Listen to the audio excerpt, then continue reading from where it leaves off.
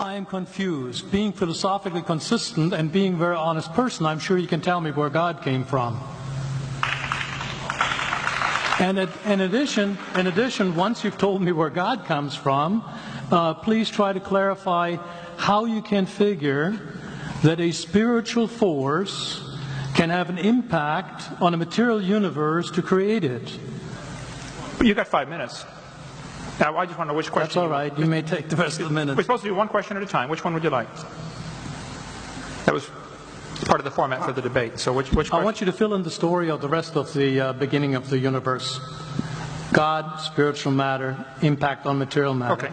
So 2 questions. All right. Go ahead.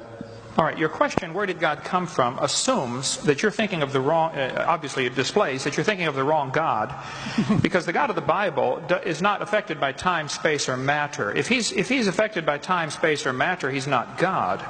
Time, space, and matter is what we call a continuum. All of them have to come into existence at the same instant, because if there were matter but no space, where would you put it? If there were matter and space but no time, when would you put it? You cannot have time, space, or matter independently. They have to come into existence simultaneously. The Bible answers that in 10 words. In the beginning, there's time. God created the heaven, there's space, and the earth, there's matter. So you have time, space, matter, created a trinity of trinities there. Just, time is past, present, future. Space has length, width, height. Matter has solid, liquid, gas. You have a trinity of trinities created instantaneously. And the God who created them has to be outside of them. If he's limited by time, he's not God. The guy who created this computer is not in the computer. He's not running around in there changing the numbers on the screen, okay? The God who created this universe is outside of the universe. He's above it, beyond it, in it, through it. He's unaffected by it.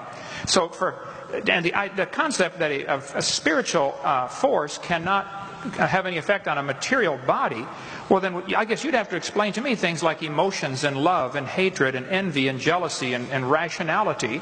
I mean, if your brain is just a random collection of chemicals that formed by chance over billions of years, how on earth can you trust your own reasoning processes and the thoughts that you think? Okay, so your question, where did God come from, is assuming a limited God. And that's your problem. The God that I worship is not limited by time, space, or matter.